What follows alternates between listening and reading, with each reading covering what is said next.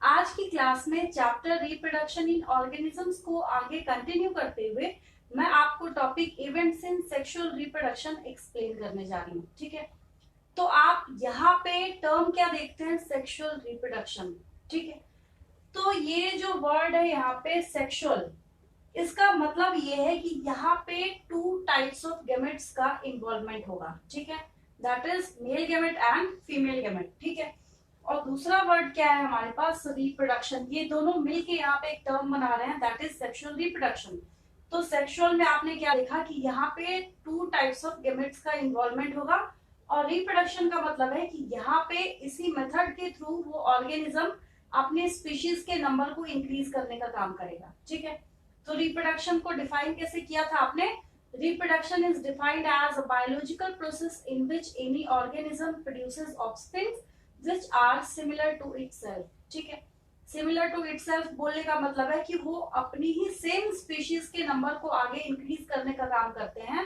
तो हमने क्या बोला यहाँ पे, सिमिलर टू itself। बट यहाँ पे एक्सेप्शंस भी हैं। ठीक है, जैसे म्यूज का एग्जांपल है आपके पास। ठीक है, म्यूज कैसे प्रोड्यूस होते हैं, हॉर्स और डोंकी के बीच में इंटरब्रीड होने के बाद म्यूज का प्रोडक्शन होता है। ठीक है, और म्यूज कैसे होते हैं, स्टेराइल होते हैं, जो कि रिप्रोड्यूस नहीं कर सकते। ठीक है, तो खैर एक्सेप्शंस तो पूरी बायोलॉजी में भरे पड़े हैं। ठीक है, मैं आपको हर क्लास में ये बताती हूँ, biology is the science of exceptions. ठीक है, तो अब हम इस टॉपिक की तरफ आगे बढ़ते हैं, इसकी बात करते हैं हम।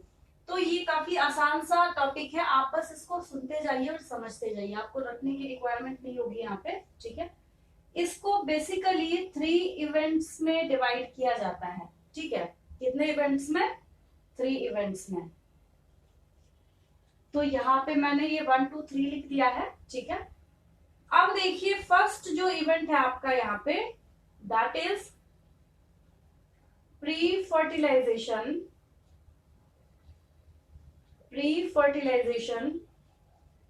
इवेंट। ठीक है, सेकेंड इज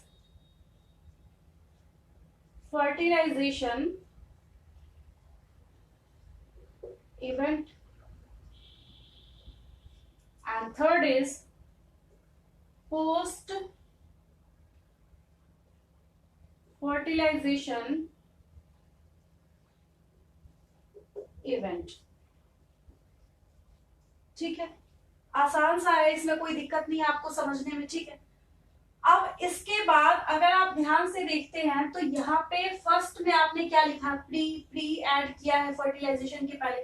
प्री का मतलब होता है पहले, बिफोर। ठीक है, इट मीन्स कि फर्टिलाइजेशन के पहले जो प्रोसेस होने वाला है वो प्रोसेस कौन सा, आपका प्री फर्टिलाइजेशन इवेंट। ठीक है, पोस्ट का मतलब होता है बाद में। ठीक है, तो इसका मतलब फर्टिलाइजेशन के बाद जो प्रोसेस होने वाला है, that is post fertilization event. ठीक है, तो प्री फर्टिलाइजेशन इवेंट को समझने के लिए सबसे इजीएस्ट एग्जांपल हम ह्यूमंस का लेते हैं। ठीक है, तो प्री फर्टिलाइजेशन इवेंट के अंदर सबसे पहले जो हम इंक्लूड करते हैं, दैट इज गैमेटोजेनेसिस।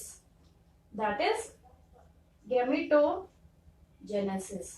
ठीक है, अब इस गैमेटोजेनेसिस टर्म का मतलब है सिंथेसिस और फॉर्मेशन ऑफ गैमेट्स।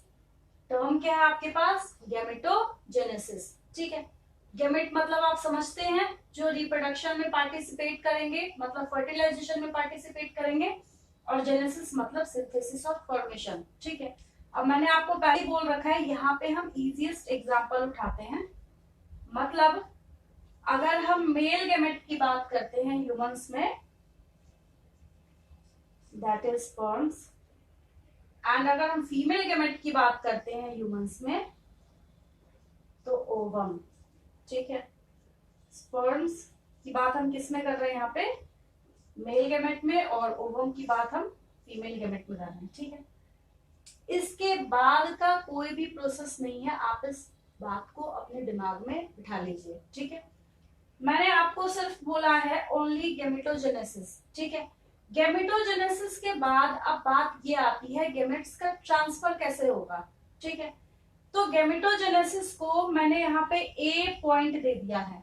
ठीक है, क्योंकि 1 2 3 हमने इवेंट्स को दे रखा है, तो मैंने यहाँ पे फर्स्ट का ए क्या लिख दिया है, गैमेटोजेनेसिस लिख दिया है, जिसमें अगर हम ह्यूमंस का एग्जांपल यहाँ पे उठाते हैं तो मेल गैमेट मतलब स्पर्म्स का फॉर्मेशन हो रहा है मेल्स के अंदर और ओवम का फॉर्मेशन हो रहा है फीमेल्स के अंदर, ठीक है।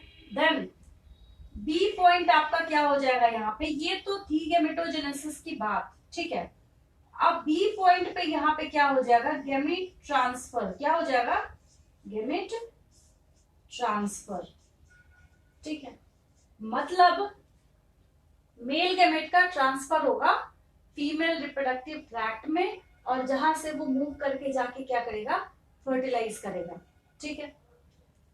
तो ये बात रही गैमेट ट्रांसफर, यानी कि gametogenesis and gamete transfer both terms are included under pre fertilization events, ठीक है।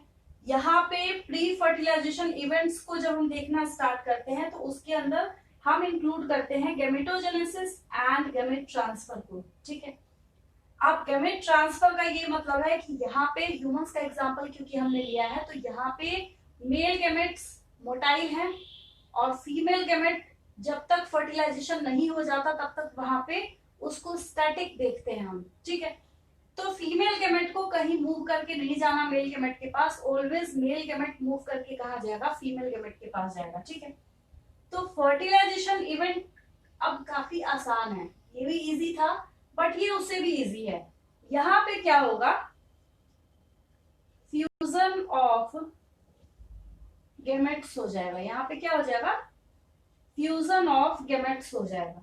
मतलब यहाँ पे male gamete and female gamete का फ्यूजन हो जाएगा, ठीक है। कैसे, किस तरीके से होता है, इसका प्रोसेस क्या है, ठीक है, मैकेनिज्म क्या है, ये सब आपको ह्यूमन रिप्रोडक्शन चैप्टर में डिटेल्ड में बताऊंगी मैं आपको।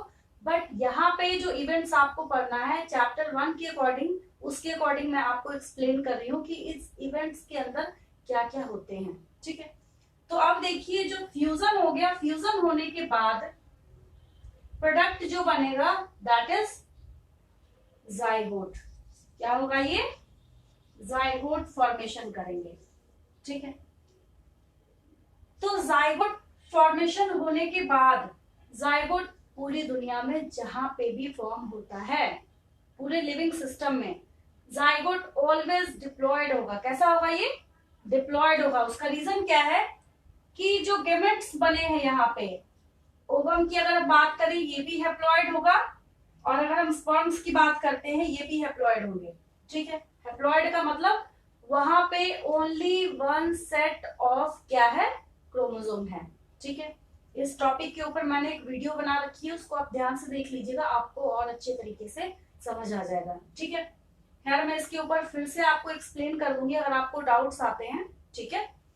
अब देखिए फ्यूजन होने के बाद ये जाइगोट बन गया यहाँ पे, ठीक है।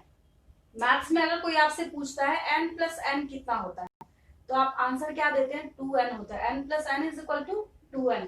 एग्जैक्टली यहाँ पे भी उसी तरीके से जाइगोट कैसा हो जाएगा, डिप्लॉयड हो जाएगा, क्या हो जाएगा, डिप्लॉयड हो जाएगा, ठीक है। देन जाइगोट के फॉर्मेशन के बाद अब क्या होना है, एम्ब्रियोजेनेसिस होना है, क्या होना है, एम्ब्रियोजेनेसिस होना है, ठीक है। तो ये प्रोसेस किस में इंक्लूड करेंगे अब हम, पोस्ट फर्टिलाइजेशन इवेंट के अंदर, ठीक है। जाइगोट फर्दर जो अपना डेवलपमेंट कर रहा है एम्ब्रियो फॉर्म करने के बाद दैट इज एम्ब्रियोजेनेसिस, ठीक है। तो ये इवेंट्स काफी आसान थे समझने में। जब आप किसको देखते हैं, प्री फर्टिलाइजेशन इवेंट को देखते हैं, उसके अंदर दो प्रोसेसेस इंक्लूड करते हैं हम। फर्स्ट इज गैमेटोजेनेसिस, गैमेट्स का फॉर्मेशन हो गया, मेल गैमेट भी फॉर्म हो गया, फीमेल गैमेट भी फॉर्म हो गया। उसके बाद क्या होगा, गैमेटोजेनेसिस के बाद देन क्या काम बच गया, गैमेट ट्रांसफर का, ठीक है। गैमेट ट्रांसफर होने के बाद फिर क्या होना चाहिए, that is fusion of gametes, जिसको आप क्या बोलते हैं, फर्टिलाइजेशन बोलते हैं। तो ये काफी आसान था। फ्यूजन ऑफ गैमेट्स में सिर्फ ये फ्यूज करके जाइगोट में ट्रांसफॉर्म कर गए, ठीक है। देन जाइगोट अब क्या करेगा, एम्ब्रियोजेनेसिस के बाद उसमें और जितने भी प्रोसेसेस होंगे सब क्या इंक्लूडेड होंगे, किसके अंदर, पोस्ट फर्टिलाइजेशन इवेंट के अंदर इंक्लूड किया जाएगा इनको। जो भी होगा एम्ब्रियो के बाद जो भी डेवलपमेंट होगा, ठीक है, टिल बर्थ तक, वो सब किसके अंदर इंक्लूड करेंगे हम, पोस्ट फर्टिलाइजेशन इवेंट्स के अंदर उनको इंक्लूड किया जाएगा। ठीक है, तो ये टॉपिक आपको आज की क्लास में बहुत इजीली समझ आया होगा। ठीक है, थैंक यू फॉर वॉचिंग। मिलते हैं नेक्स्ट क्लास में एक और इंटरेस्टिंग टॉपिक के साथ।